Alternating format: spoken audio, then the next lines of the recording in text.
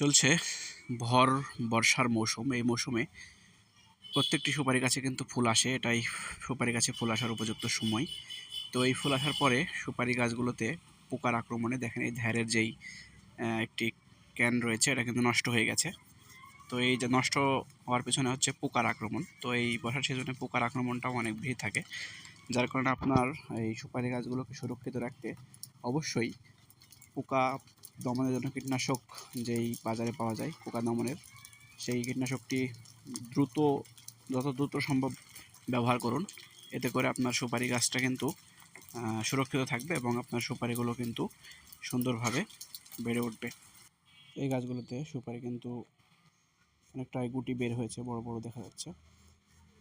তো এটাতে আমি কীটনাশক স্প্রে দিয়েছিলাম, যার জন্য দেখেন গাছগুলোতে এখনও পোকার আক্রমণ তেমন দেখা যায়নি। তো পোকার আক্রমণ হলে কিন্তু এই গুটিগুলো নষ্ট হয়ে যাওয়ার সম্ভাবনা আছে, তাই আবারও এই গুটিতেও এখন স্প্রে করতে হবে।